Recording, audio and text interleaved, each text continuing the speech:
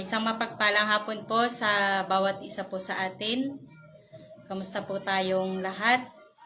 At maganda po yung tinatopic po natin ngayong ilang weeks na patungkol po sa maraming mga tao ang nagsimula sa takbuhin, ngunit kakaunti lang ang nakatapos nito. At ngayon po, tayo po ay nasa last part na ng ating topic ngayong itong Bible study po natin. At patuloy na samahan niyo po ko sa pag-aaral ng topic po natin. At ngayon po, sabi niya po dito, most people start the race, few finish it. Yan, maraming mga taong nagsisimula pero kakaunti lang ang nakakatapos. May mga tao na masaya lang sa una ng paglalaro nila, pero kapag nandun na sa kalagitnaan ng takbuhin or ng karera, ay humihinto na, gumigive up na, sumusuko na, kasi maraming problema or maraming mga hadlang or maaaring pagod na, kaya umaayaw na sa laban. Pagdating sa gitna, humihinto na o kaya naman umaayaw na, kaya hindi matatapos ang laro or yung karera. Ang sabi niya po dito, maraming mga tao ang magaling lang sa simula ng laro, pero kakaunti lang talaga yung nananalo or yung talagang nakakatapos ng laro. Ngayon po, tayo po ay nasa number 22 na. At dito nga po, sabi niya, keeps eternal focus, values heavenly reward over earthly gain. Makipagbukasan po kayo sa akin dito sa Colossus chapter 3 verse 2. Kung tayo po ay may mga Biblia, makipagsabayan po kayo sa akin. Dito po sa New Living Translation, let heaven fill your thoughts. Do not think only about things down here on earth. Dito po sa Mabuting Balita, ang mga bagay na panlangit ang isaisip ninyo, hindi ang mga bagay na panlupa. Dito po sa Amplified Version, mas lalo niya pong pinalawak yung Colossians chapter 3 verse 2. Sabi niya dito, set your mind and keep focus habitually. So ibig sabihin, kapag tayo po pala ay sumasali sa mga paligsahan, kailangan nakafocus po tayo. Katulad ng mga binabanggit sa atin ng mga pastor po natin. Kailangan nakafocus yung paningin po natin sa nilalaro po natin, sa goal po natin. Sabi nga dito, habitually, maging habit natin na mag-focus sa goal. On the things above, the heavenly things. Ito po yung isang ini-encourage po sa atin dito sa Colossians, na dapat yung mga bagay na iniisip natin ay mga makalangit. Not on things that are on the earth, which have only temporal value. Ibig sabihin, temporary lang, hindi siya talaga mapapahalagahan ng pangmatagalan. Amen po. So sabi niya dito, keeps eternal focus, values heavenly reward over earthly gain. Kasi alam naman po natin, tayo po ay mga dayuhan lamang dito sa lupa. At ang pinaka lugar po natin, ang pinakatahanan po natin ay walang iba kundi sa langit. Amen po. Kaya nga dapat ang nasa isip po natin lagi ay mga bagay na makalangit. Amen po. Ngayon, sabi niya pong ganun dito, temporal value, hindi ito mapapakinabangan at hindi rin ito madadala sa langit. Amen. Maaaring yung mga career po natin, yung mga natapos po natin, ano pa, yung mga pinatayo nating bahay dito or milyones na mga pera natin, hindi po natin yung madadala sa langit at hindi rin natin mapapakinabangan sa kalangitan. Dito po ay temporary lang po yan. Amen? So, ang sinasabi niya po dito sa number 22, keeps eternal focus. Kailangan nandun yung nakatuon yung paningin natin sa pinaka pangmatagalan, yung pinaka-permanent. Amen po. Sabi nga dito, values heavenly reward. Pahalagahan natin yung mga makalangit na bagay. Kasi wala po tayong ibang gagawin sa kalangitan at lagi nga binabanggit sa atin na tayo po ay magpupuri at magpupuri sa Panginoon. Amen po. At dito po sa number 23, sabi niya dito, finishes with joy, completes the race without regret. Makipagbukasan po kayo sa akin dito sa Acts chapter 20, verse 24. Basahin ko lang po dito sa Amplified version po ulit. Sabi niya, but I do not consider my life as something of value or dear to me, so that I may, sabi niya dito, with joy, finish my course and the ministry which I received from the Lord Jesus. Kasi ang pinaka-ministry talaga natin, ang pinaka-kurso talaga natin, ay matapos natin yung ipinapagawa ng Panginoon. Amen po. Sabi niya dito, to testify faithfully of the good news of God's precious and deserved grace, which make us free of the guilt of sin and grants us eternal life. Dito po sa mabuting balita sa Tagalog, subalit walang halaga sa akin ang aking tungkulin. At matapos ang gawaing ibinigay sa akin ng Panginoong Hesus, ang pagpapahayag ng magandang balita tungkol sa kagandahang loob ng Diyos para sa tao. Kasi isa nga pong binabanggit po dito sa number 23, finishes with joy. So para matapos natin yung paligsahan, matapos natin yung laro, kailangan nandun po yung joy, nandun yung kagalakan natin na magawa po ito. Minsan kasi sa paglalaro, hindi naman, halimbawa po, katulad po nun, yung mga tumatakbo talaga.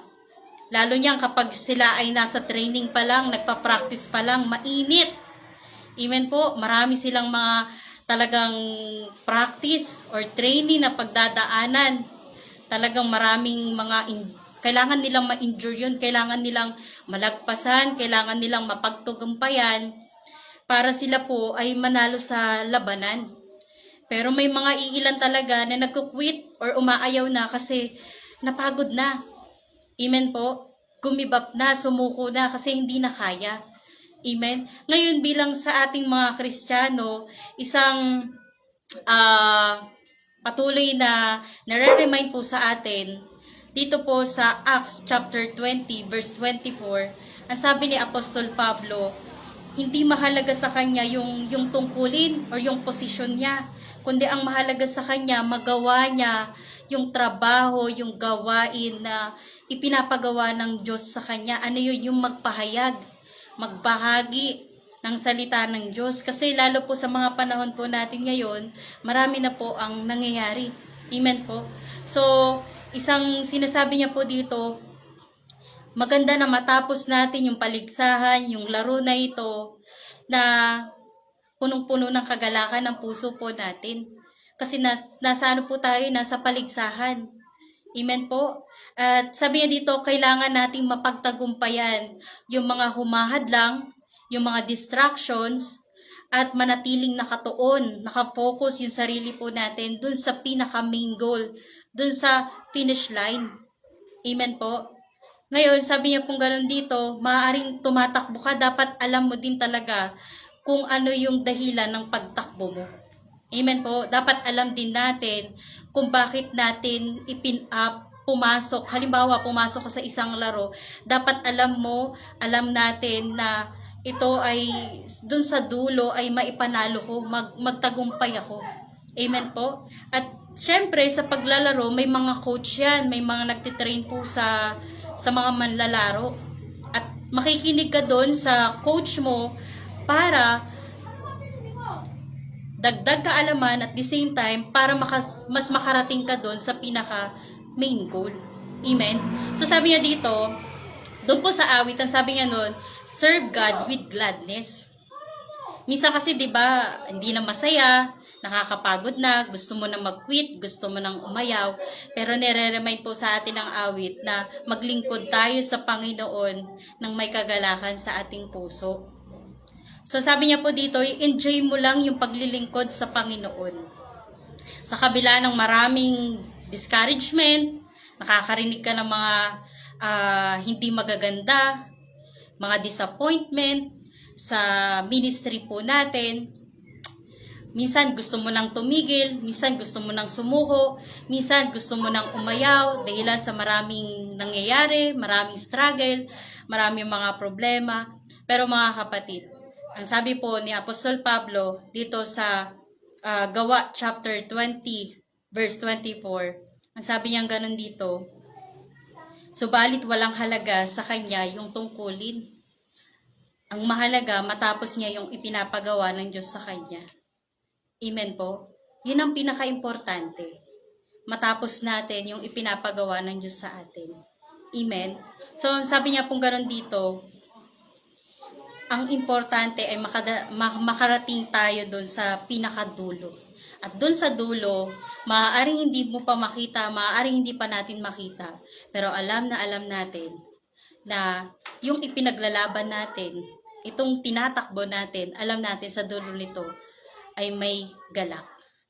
At yung galak na yon ay may naghihintay sa atin. Amen po. Kaya nga, ang sabi ng Panginoong Jesus, welcome my good and faithful servant. Wala siyang sinabi, welcome my good and faithful pastor, evangelist, prophet, apostle, teacher, worker, member, kundi ang sabi ng Panginoon, welcome my good and faithful servant. At yung makakarinig lang po nun ay yung mga taong magtatagumpay hanggang wakas. Yung mga tao na matatapos nila yung laban, yung paligsahan na may kagalakan sa puso po nila. Amen po. Sabi niya dito, completes the race without regret. Kung tayo po ay may mga katabi, kung dumatingan tayo na parang nagkakaroon ng regret sa atin na sana kung may time machine, sana binalikan ko yung nakaraan, yung dati na dapat nakapaglingkod ako eh. Yun nga lang hindi ko na magawa kasi may pamilya na ako or kaya naman sobrang napalayo na ako o kaya naman ang dahilan po ng iba dahilan sa hindi na makapaglingkod sa Panginoon kasi nga may sakit or kaya naman dahilan sa hirap o kaya naman dahilan sa maraming problemang pinagdadaanan. Pero alam niyo po, hindi po yun yung magiging dahilan natin para hindi po tayo magpatuloy sa Panginoon. Amen po. Meron niya po ako kaninang binabasa yung mga quote ng papaligsahan or tumatakbo sa paligsahan. Ang isang sabi niya doon sa quote niya, kahit pagod ka na, tumakbo ka pa rin ng may kagalakan sa puso mo. Kung hindi mo na kaya, gawin mo ito na ginagawa mo sa puso mo. Amen po. So, sabi niya dito, serve God with gladness. Iba ang saya kapag nakarating ka talaga dun sa pinakadulo. Amen po. Iba yung saya, iba yung tuwa kapag nandun na po tayo sa dulo. Halimbawa, kapag tayo po ay nanonood niya lang ng mga palaro at kapag nanalo yung isang manlalaro, talagang isa po tayo doon sa nakikipalakpak, nakikihiyaw na, wow, ang galing, congratulations. Amen? So, isa tayo doon sa nakikigalak sa kanila. At kaya nga sabi ng Hebreo chapter 12 verse 1, ituon natin ang paningin natin. Chapter 2, na ituon natin yung paningin natin sa Panginoong Jesus. Kasi doon sa verse 1, ang sabi niya pong gano'n sa Hebreo chapter 12 verse 1, meron pong mga nag-cheer sa atin doon sa kalangitan para matapos po natin yung takbuhin natin dito sa mundo. Amen po. So, sabi niya pong ganun dito, be courageous, be persistent, keep fighting the good fight, keep running your race. Iba-iba po tayo ng mga linya ng mga tinatakbo po natin, pero isa lang po ang point po doon. Lahat po tayo ay darating doon sa dulo. Kung hindi po tayo hihinto, kung hindi tayo aayaw, kung hindi tayo magkukwit, kung hindi tayo, yes, mapapagod po tayo, normal po yun. Sabi mo sa katabi mo, normal lang mapagod. Pero hindi normal ang tatalikod tayo. Amen po. Kaya nga sabi niya ganun doon, no looking back. Nandiyan ka na sa race na yan, nandito na tayo sa takbuhin na to, ipagpatuloy po natin. Amen po. At i-focus lang natin, ituon lang natin yung paningin natin sa Panginoong Jesus na siyang tumawag sa karera po na ito. Amen po. So, ang sabi niya pong ganun dito po sa 1 Corinthians chapter 9 verse 24, alam ninyong ang mga kalahok sa paligsahan ay tumatakbong lahat, ngunit iisa lamang ang nagkakamit ng gantimpala.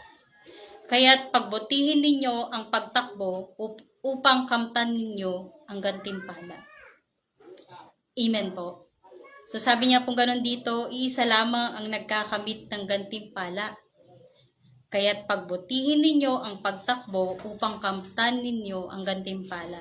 Ang sabi po na Mateo 24 verse 13, ang manatiling tapat hanggang wakas, ang manatiling tapat sa calling niya hanggang wakas, ang siyang magkakamit ng reward.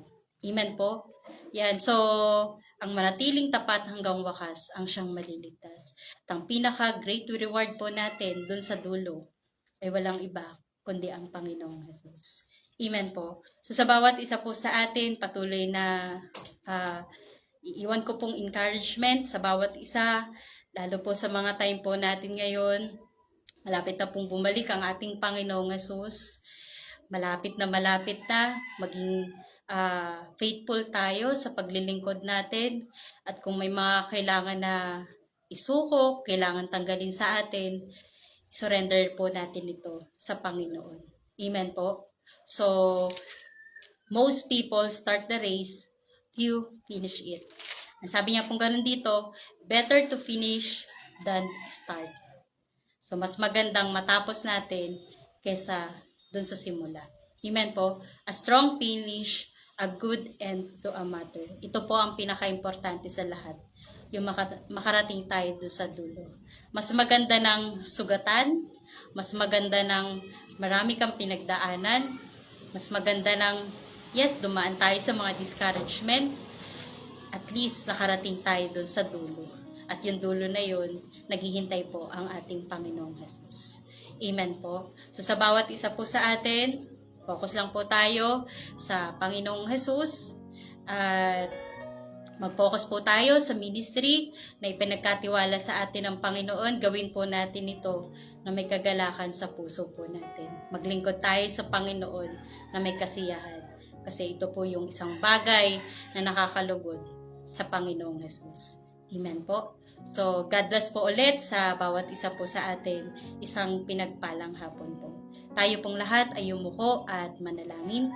Aming Ama, sa pangalan ni Jesus, patuloy nga Lord, nagpapasalamat kami sa hapon na ito. Dalangin namin o Diyos, matapos namin yung takbuhin na ibinigay mo sa amin ng may kasiyahan sa aming mga puso, Panginoon. Lord, tunay nga na kung wala ang presensya mo, Panginoon, hindi namin ito makakaya, O Diyos. Hayaan mo, Lord, ang anointing mo, ang magbigay sa amin ng abilidad na magawa yung trabaho na ito. Hayaan mo, O Diyos, nakapokus kami sa ipinapatrabaho mo sa amin, ang pagbabahagi ng mabuting balita sa maraming tao. Salamat, Panginoon. Gamitin mo ang bawat isa sa amin at ikaw ang mag-glorify, Panginoon. Salamat, O Diyos. Hayaan mo na matatan mo kaming masaya na naglilingkod sa iyo, Panginoon. Ito po ang aming panalangin naman sa pangalan ni Jesus. Amen.